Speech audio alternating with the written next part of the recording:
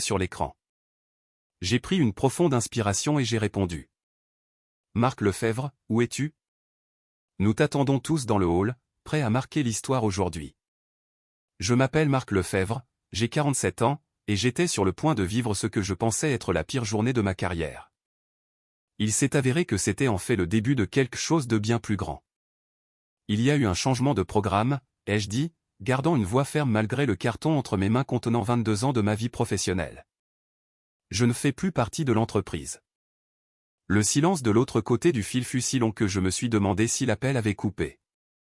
Puis, de quoi parles-tu? Marc, ce n'est pas drôle. J'ai été licencié. Avec effet immédiat.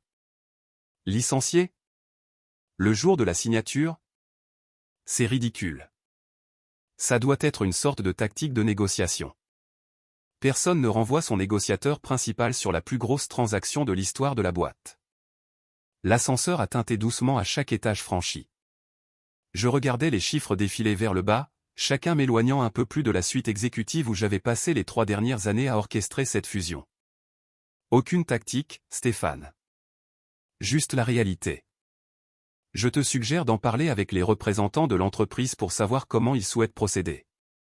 Les portes de l'ascenseur se sont ouvertes sur le hall en marbre du groupe Hérault. À travers les baies vitrées, je voyais Stéphane Vigny debout avec son équipe de Sommet Capital. Téléphone collé à l'oreille, sa main libre s'agitait avec confusion.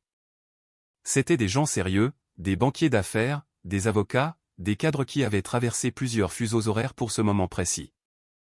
Derrière le groupe de Stéphane, j'ai remarqué que Justine de Beaumont était également arrivée dans le hall, prenant probablement l'escalier pour faire son entrée triomphale lors de la cérémonie de signature. Justine. 28 ans, diplômée de HEC, et fils de notre PDG Béatrice de Beaumont. Le fils prodigue qui venait de torpiller la plus grosse affaire de la carrière de sa mère parce que je ne portais pas de cravate. Je suis sorti de l'ascenseur, mon carton en équilibre dans les bras comme un réfugié d'entreprise. Stéphane m'a repéré immédiatement. Son expression est passée de la confusion à l'alarme en analysant ce qu'il voyait, son contact principal chez Hérault quittant les lieux avec ses affaires dans une boîte. Il a raccroché et s'est dirigé vers moi, son costume coûteux et son allure assurée masquant ce que je devinais être une panique croissante. Marc. Il m'a brièvement serré l'épaule, comme si un contact physique pouvait donner un sens à ce cauchemar. Qu'est-ce qui se passe, bordel? On est censé signer dans 20 minutes. Le communiqué de presse sort à midi. J'ai pris une inspiration régulière, très conscient que Justine observait notre échange depuis l'autre côté du hall. Le gamin arborait cette satisfaction arrogante sur tout le visage, le regard de quelqu'un qui venait d'exercer son autorité et qui en appréciait le résultat. J'en ai bien peur, Stéphane. Ton contact principal vient d'être renvoyé. Le deal est annulé. Le visage de Stéphane s'est durci alors qu'il suivait mon regard vers Justine, qui s'approchait maintenant avec l'assurance de celui qui ne comprend visiblement pas ce qu'il vient de détruire. Vous avez fait quoi? La voix de Stéphane a résonné dans tout le hall, poussant plusieurs de ses conseillers à lever les yeux de leur téléphone et de leurs documents. L'expression de Justine a commencé à passer de l'arrogance à la confusion au fur et à mesure que les paroles de Stéphane faisaient leur chemin. Derrière lui, je voyais toute l'équipe d'investissement de Sommet, 8 professionnels grassement payés qui travaillaient pour ce moment depuis des mois, le fixant avec une incrédulité grandissante. Je n'ai fait qu'appliquer la politique de l'entreprise, a bégayé Justine, ressemblant soudain moins à un diplômé de grande école qu'à un enfant qui venait de briser un objet de valeur. Il serrait le manuel de l'employé comme un bouclier. Son apparence violait nos normes vestimentaires professionnelles. Pas de cravate, c'est un manque de respect. Le regard de Stéphane est passé de la confusion à quelque chose de beaucoup plus sombre. Vous avez viré le négociateur principal d'une fusion à 2,5 milliards d'euros parce qu'il ne portait pas de cravate? C'est une question de respect pour la culture d'entreprise, a dit Justine, mais sa voix avait perdu son assurance initiale. Les standards professionnels comptent. C'est alors que Béatrice de Beaumont est apparue, se précipitant de l'ascenseur privé avec plusieurs membres du conseil d'administration à sa suite, tels des assistants inquiets.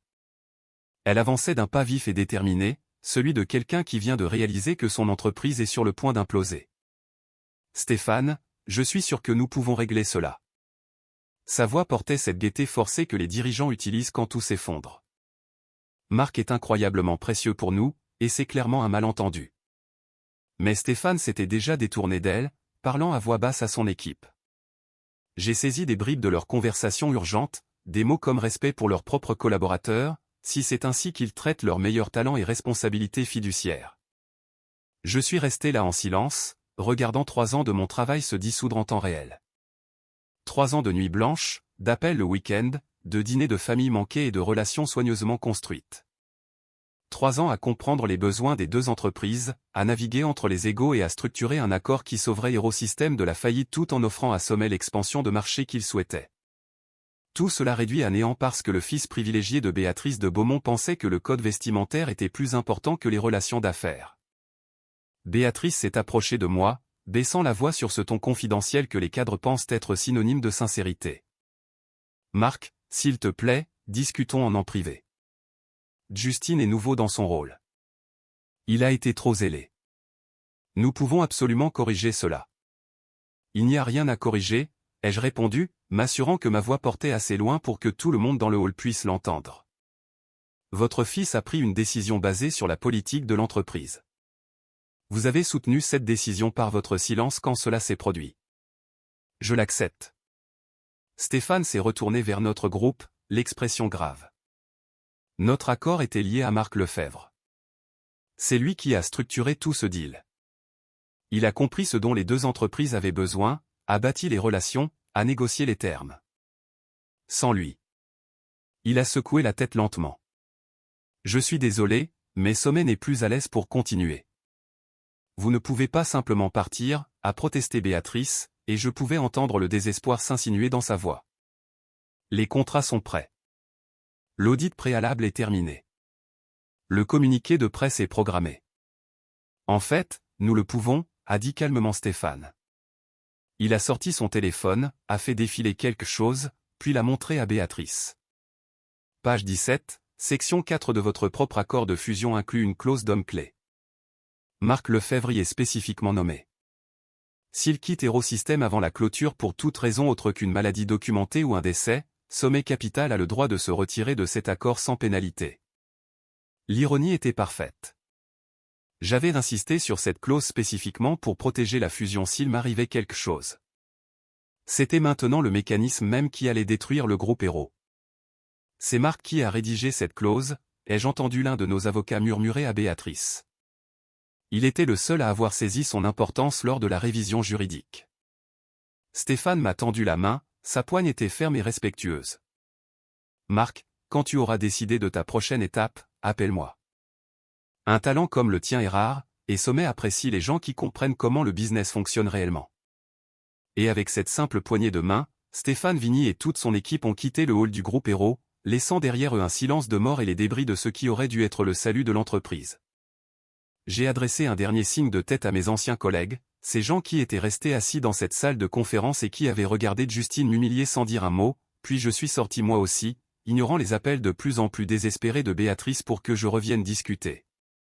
Dehors, l'air printanier de Paris semblait différent. Plus léger. J'ai pris un moment sur l'esplanade de la Défense, laissant passer le choc de ce qui venait de se produire. Je n'avais plus de travail, aucune perspective immédiate, et je venais de voir ma plus grande réussite professionnelle s'effondrer en direct. Pourtant, sous le choc, je ressentais quelque chose que je n'avais pas éprouvé depuis des années, du soulagement. Mon téléphone a commencé à vibrer avant même que j'atteigne le parking. Des SMS, des appels manqués, des messages vocaux, tous provenant de personnes ayant appris la nouvelle ou vu l'équipe de Sommet quitter le bâtiment. Je l'ai éteint sans en lire aucun. Quelle que soit la crise qui se déroulait chez Héros, ce n'était plus à moi de la résoudre. Le trajet vers ma maison en banlieue m'a laissé le temps d'analyser les faits. En 30 minutes, Justine de Beaumont avait réussi à détruire plus de valeur que certaines entreprises n'en génèrent en une décennie. Le gamin avait probablement coûté la survie de l'entreprise, des milliers d'emplois et des millions en valeur actionnariale. Tout ça parce qu'il ne supportait pas de voir un cadre sans cravate dans ce qu'il considérait comme sa propriété. Une fois chez moi, j'ai fait quelque chose que je n'avais pas fait un jour de semaine depuis 5 ans. Je me suis versé un vieux cognac à 2 heures de l'après-midi, puis je me suis assis sur ma terrasse en regardant le quartier. À quand remontait la dernière fois où j'étais rentré avant la tombée de la nuit? Quand avais-je remarqué pour la dernière fois que mon voisin rénovait sa clôture, ou que le cerisier de mon jardin était en fleurs? Le soir même, les alertes d'actualité commençaient à tomber. Effondrement de la fusion Aerosystème, le titre plonge de 34%. Au matin, il perdrait encore 18% à mesure que les implications devenaient claires. La presse économique publiait déjà des spéculations sur le calendrier de faillite et les cessions d'actifs. J'ai ressenti une pointe de culpabilité en pensant aux bonnes personnes chez Aero qui allaient souffrir. Janet à la comptabilité qui restait toujours tard lors des clôtures trimestrielles. Mike aux opérations qui étaient là depuis que l'entreprise faisait la moitié de sa taille actuelle. Ce n'étaient pas les gens qui étaient restés silencieux pendant que j'étais humilié, c'étaient des travailleurs acharnés qui voulaient juste garder leur emploi et faire vivre leur famille. Mais une partie plus forte de moi reconnaissait que ce n'était pas moi qui les avais laissés tomber. C'était leur direction. Pendant la semaine suivante, j'ai complètement ignoré mon téléphone. J'ai laissé tout passer en messagerie vocale. Collègues, journalistes, chasseurs de tête, anciens clients, tout le monde voulait savoir ce qui s'était passé et ce que je comptais faire. Je n'étais pas prêt à répondre à ces questions parce que, honnêtement, je ne savais pas. À la place, j'ai fait des choses que j'avais oubliées. J'ai dormi 8 heures par nuit. J'ai cuisiné de vrais repas au lieu de prendre des plats à emporter en rentrant du bureau.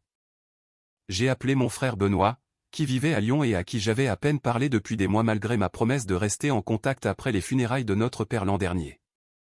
Ta voix est différente, a dit Benoît lors de notre deuxième conversation cette semaine-là. Plus détendu. Eh bien, le chômage produit cet effet, ai-je ri, mais ce n'était pas un rire amer. C'était sincère. Je ne t'ai jamais entendu rire comme ça, a-t-il dit. Être viré est peut-être la meilleure chose qui te soit arrivée.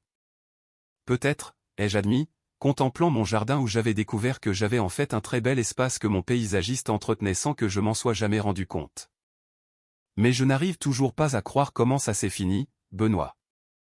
22 ans de ma vie. 22 ans de semaines de 60 heures, de dîners manqués, de vacances annulées, à bâtir des relations, à comprendre les marchés, à créer de la valeur. Et qu'est-ce qu'ils t'ont donné en retour? A-t-il demandé. Qu'ont-ils sacrifié pour toi? J'y ai réfléchi. La vérité était, rien. J'avais tout donné au groupe Aero, mon temps, mon expertise, mes relations, ma santé, ma vie personnelle. J'avais passé 3 ans à garantir personnellement le succès de cette fusion, mettant ma réputation en jeu à chaque conversation, chaque négociation, chaque appel tardif avec l'équipe de Stéphane. Et à la première occasion où le fils gâté de Béatrice de Beaumont avait décidé d'étaler son autorité, il l'avait laissé me détruire sans un mot de protestation. Tu leur as tout donné, a poursuivi Benoît. Et ils ont laissé un gamin avec un diplôme prestigieux et un nom de famille célèbre tout gâché, pourquoi? Une infraction au code vestimentaire? Ils n'avaient pas tort. 2 semaines après le début de mes vacances inattendues, Béatrice a finalement réussi à me joindre. Je filtrais les appels, mais j'ai reconnu son numéro personnel et la curiosité l'a emporté. Marc. Sa voix était fatiguée, tendue. Nous devons parler.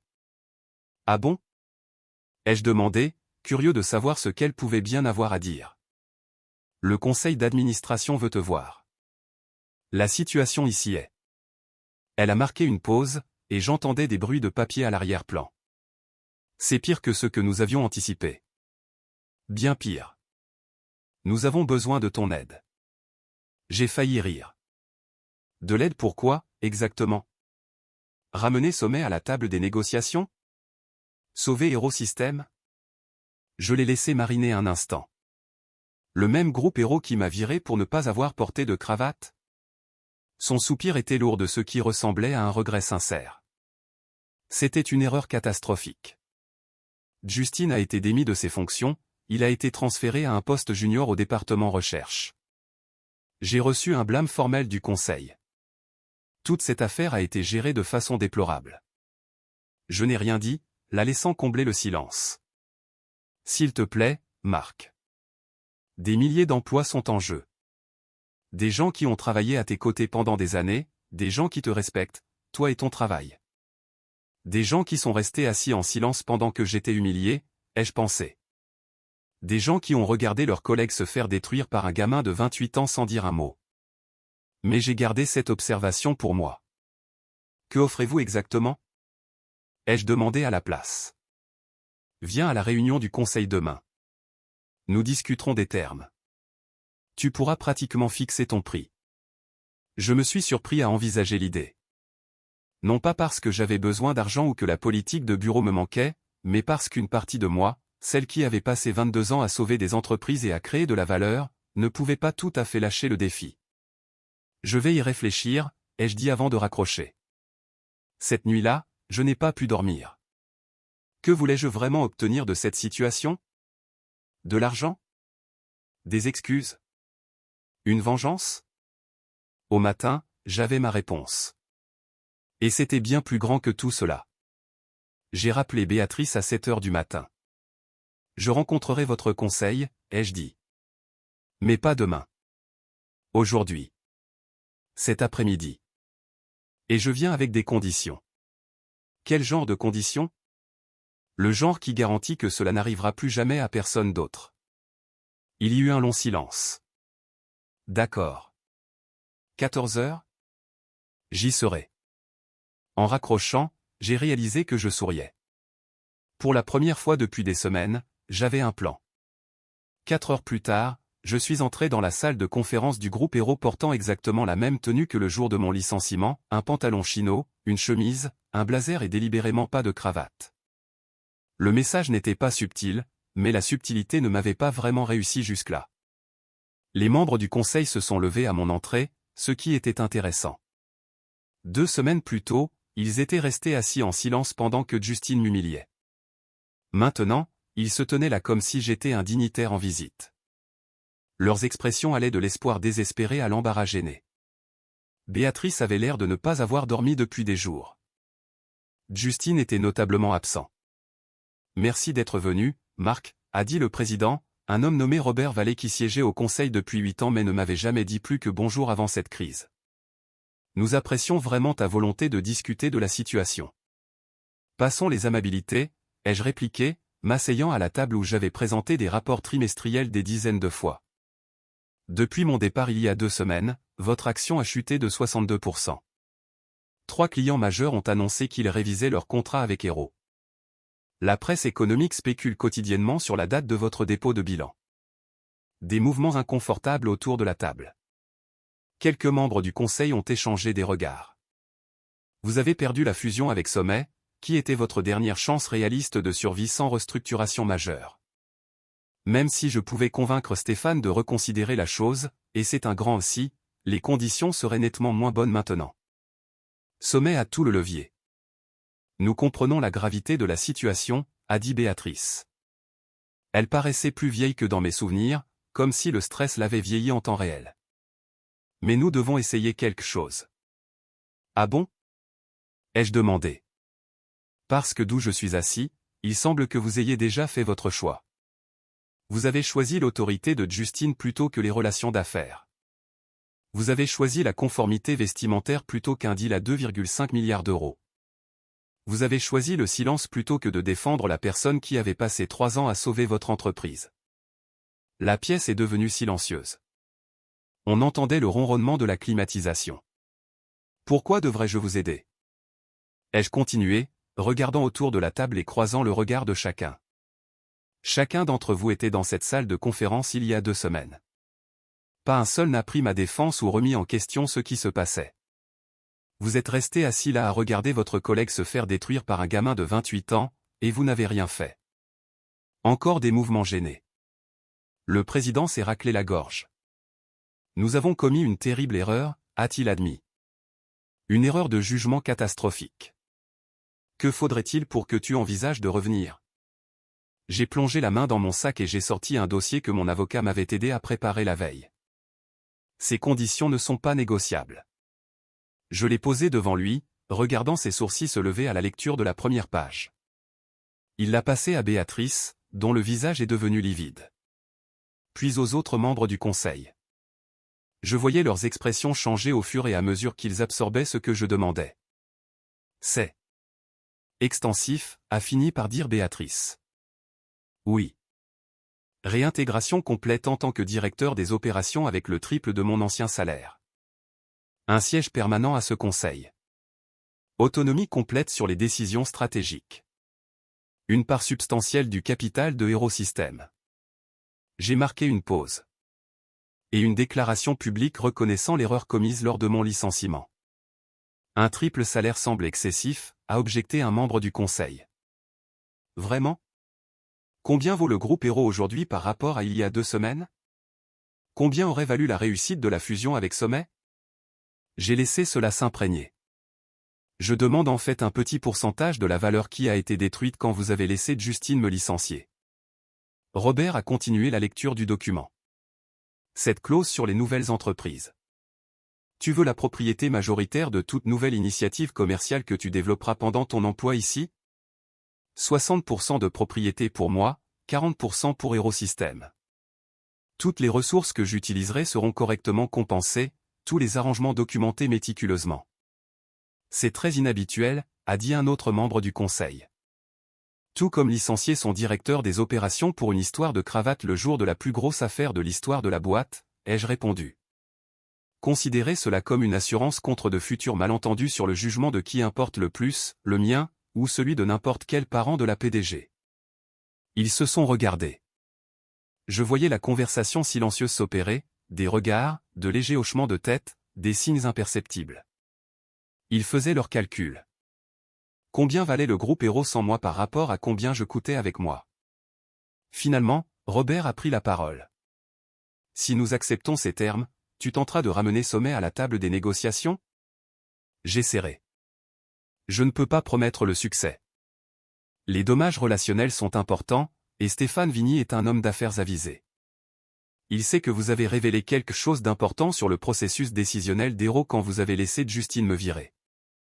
La confiance, une fois brisée, est difficile à reconstruire. Un nouveau cycle de communication silencieuse entre les membres du conseil.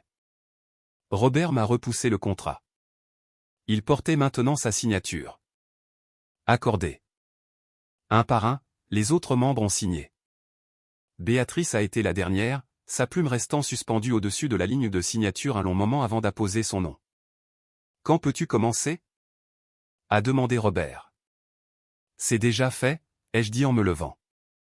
Je serai dans mon ancien bureau pour passer des appels. Je vous suggère à tous de vous préparer à quelques mois très difficiles.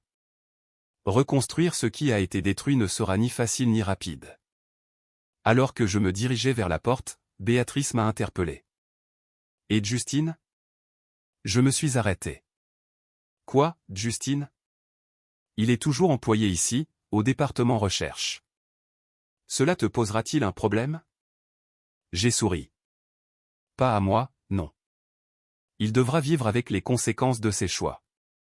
Je suis plus intéressé par la construction de quelque chose de nouveau. Ce soir-là, j'ai appelé Stéphane Vigny. Comme je m'y attendais, il n'était pas particulièrement intéressé par une reprise du dossier Hero. Ton entreprise a montré son vrai visage, Marc, a-t-il dit. Le processus de décision, les priorités, la façon dont ils traitent leurs propres collaborateurs. Pourquoi Sommet voudrait-il lier son avenir à cela? Ce ne serait pas le cas, ai-je répondu. C'est à moi que tu ferais confiance. Et j'ai maintenant l'autorité nécessaire pour garantir ce que je promets. Après 2 heures de conversation, Stéphane a accepté d'examiner une proposition révisée. Les termes seraient beaucoup moins favorables à Hero, Sommet paierait probablement 30% de moins et exigerait un contrôle bien plus important. Mais c'était quelque chose. Une base sur laquelle bâtir. Au cours du mois suivant, j'ai travaillé à stabiliser ce qui pouvait l'être tout en poursuivant une idée qui germait depuis mon premier jour de retour. La clause de propriété inhabituelle dans mon contrat n'était pas due au hasard.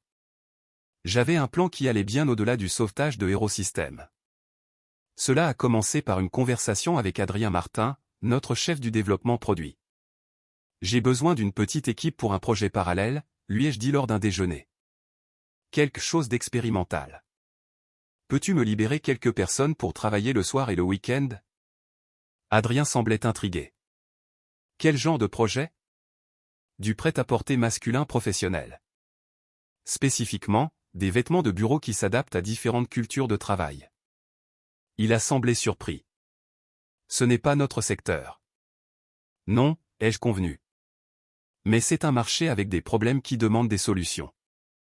Et mon nouveau contrat me donne la liberté d'explorer de nouveaux secteurs verticaux. En une semaine, Adrien avait réuni 4 de ses meilleurs éléments. Ils étaient enthousiasmés par le défi créatif, concevoir des vêtements capables de passer du formel au décontracté, du traditionnel au moderne, tout en maintenant les plus hauts standards professionnels. Nous l'avons appelé l'élégance agile. Et cela allait tout changer. 6 mois plus tard, l'élégance agile était prête pour le lancement. Ce qui avait commencé comme des sessions de brainstorming nocturne était devenu une opération sophistiquée. Nous avions conclu un partenariat avec une usine de textile dans les Vosges, développé des mélanges de tissus exclusifs et créé des designs qui résolvaient de vrais problèmes auxquels les hommes professionnels étaient confrontés chaque jour. J'ai commencé à porter nos prototypes au travail. Des costumes qui pouvaient passer du formel de la salle de conseil au business casual par de simples ajustements. Des chemises avec des cols convertibles. Des vestes avec des éléments subtils et amovibles. Personne ne faisait de commentaires directs, mais je remarquais que les gens observaient, demandaient où je faisais mes achats. La veille du lancement officiel, j'ai convoqué une réunion générale de l'entreprise. Tout le monde était présent, il savait que quelque chose d'important se préparait. En me dirigeant vers le devant de la salle, j'ai aperçu Justine assis au dernier rang, essayant de se fondre dans le mur. 6 mois à un poste de chercheur junior avait considérablement diminué sa prestance. Merci à tous d'être venus, ai-je commencé. Aujourd'hui marque une étape importante pour Aerosystème. Nous avons traversé notre crise, stabilisé notre cœur de métier, et je suis maintenant prêt à annoncer quelque chose de nouveau. Béatrice était assise au premier rang, l'air confuse. Ce n'était pas à son ordre du jour.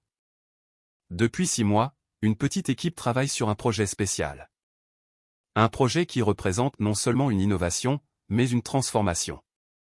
J'ai cliqué pour afficher notre première diapositive, le logo de l'élégance agile. Je suis fier de vous présenter l'élégance agile, une ligne de vêtements masculins professionnels conçue pour s'adapter à l'évolution des environnements et des normes de travail. Des murmures ont parcouru la salle alors que je montrais des images de nos créations. Ce ne sont pas juste des vêtements. Ce sont des solutions. Chaque pièce répond à des défis spécifiques que les hommes professionnels rencontrent quotidiennement. J'ai désigné mon propre costume. Prenez ce que je porte. Un costume d'affaires standard au premier coup d'œil. Mais regardez. J'ai fait la démonstration de l'adaptabilité, ajustement du col, éléments amovibles, transition de style. La salle regardait avec fascination. Plus besoin d'acheter plusieurs garde-robes pour différentes cultures d'entreprise. Plus d'anxiété face à des changements de règles arbitraires. Je suis passé aux projections financières qui ont fait se redresser plusieurs cadres. Les études de marché indiquent une demande significative. Nous avons sécurisé des partenariats de fabrication, des canaux de distribution et une stratégie marketing basée sur un récit authentique. J'ai marqué une pause, croisant le regard de Justine à l'autre bout de la pièce. Chaque pièce de l'élégance agile inclut une étiquette expliquant son inspiration.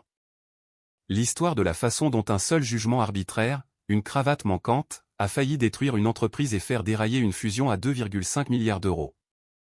Silence complet. Tout le monde savait exactement à quoi je faisais référence. Cet incident a révélé quelque chose de crucial. Quand la compétence professionnelle devient secondaire par rapport à une conformité superficielle, tout le monde est perdant. L'élégance agile offre une solution pratique. J'ai cliqué sur notre annonce de lancement, demain. Grâce à mon contrat de travail m'accordant la propriété majoritaire des nouvelles entreprises, l'élégance agile fonctionne de manière indépendante, Aero conservant 40% des parts. Tous les coûts de développement ont été correctement compensés et documentés. Béatrice s'est levée. Marc, c'est une nouveauté pour le conseil. Ne devrions-nous pas discuter du calendrier ? Mon contrat me confère l'autonomie sur cette entreprise, ai-je répondu calmement. Le calendrier n'est pas négociable, mais votre soutien est le bienvenu. Le lancement a dépassé toutes les projections. La couverture médiatique s'est concentrée à la fois sur l'innovation et sur l'histoire d'origine. Viré pour une cravate, comment un cadre a transformé l'humiliation en innovation et est devenu un titre viral. Les commandes ont submergé notre inventaire initial. Les hommes professionnels de tous les secteurs ont répondu au design pratique et aux messages qui les sous-tendaient. Nous ne vendions pas seulement des vêtements, nous vendions de la dignité, de l'adaptabilité et de la confiance professionnelle. 2 semaines après le lancement, Stéphane Vignier a accordé une interview mentionnant l'élégance agile. Je porte leur costume maintenant, a-t-il dit à un journaliste. C'est le meilleur vêtement d'affaires que j'ai possédé, et j'apprécie de soutenir une entreprise qui privilégie le fond plutôt que la forme. L'interview est devenue virale. Les commandes ont triplé du jour au lendemain.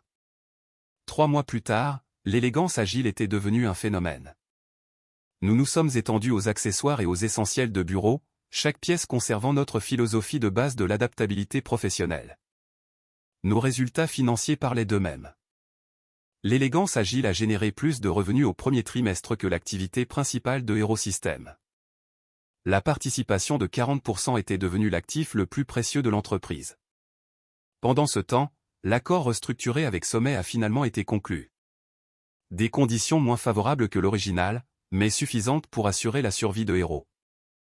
Stéphane a conditionné son soutien continu à ma direction, un point qu'il a souligné publiquement. Le jour de l'anniversaire de mon licenciement, j'ai convoqué une dernière réunion d'entreprise. L'atmosphère était à la célébration plutôt qu'à la tension.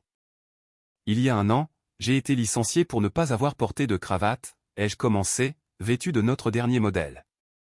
Aujourd'hui, je veux parler de croissance, pas seulement de revenus, mais de compréhension. J'ai affiché la trajectoire remarquable de l'élégance agile. Ce qui a commencé comme une réponse à un jugement arbitraire est devenu quelque chose de plus grand, un mouvement célébrant la substance sur la superficialité. J'ai annoncé la transition de l'élégance agile vers une indépendance totale, Hero conservant sa part de propriété rentable. Puis j'ai révélé ma dernière surprise, une fondation financée par nos bénéfices, offrant des bourses et du mentorat aux professionnels confrontés à la discrimination au travail. Le programme de bourse inclut des opportunités pour ceux qui ont commis d'importantes erreurs professionnelles et ont fait preuve d'une véritable croissance, ai-je dit, regardant directement Justine. Après la réunion, Justine s'est approchée de moi, pour la première fois depuis ce jour-là il y a un an. Le programme de bourse, a-t-il dit doucement. Est-ce réel? Tout ce que je fais est réel, ai-je répondu. Serais-je éligible? Je l'ai observé. Le sentiment de privilège avait disparu, remplacé par quelque chose qui ressemblait à de l'humilité. Le processus de candidature est rigoureux. Auto-évaluation complète, plan de croissance, pas de traitement de faveur. Il a hoché la tête. Je comprends. J'ai juste besoin de devenir quelqu'un d'autre. 2 mois plus tard, Justine a postulé et a reçu un poste de boursier alternant. Son message après coup était simple, merci pour l'opportunité d'être plus que mon pire moment. L'élégance agile a grandi au-delà de mes projections les plus folles. Ce qui avait commencé comme une réponse à l'humiliation a évolué en une entreprise permettant à des milliers d'hommes de naviguer dans les défis du travail sans compromettre leur dignité. La vengeance, si l'on peut l'appeler ainsi, n'était pas la déchéance de Justine ou la lutte de Hero. C'était de transformer un moment destiné à me faire honte en un mouvement qui élevait les autres. Parfois, la réponse la plus puissante à quelqu'un qui essaie de vous rabaisser est de grandir tellement qu'il ne peut s'empêcher de se tenir dans votre ombre.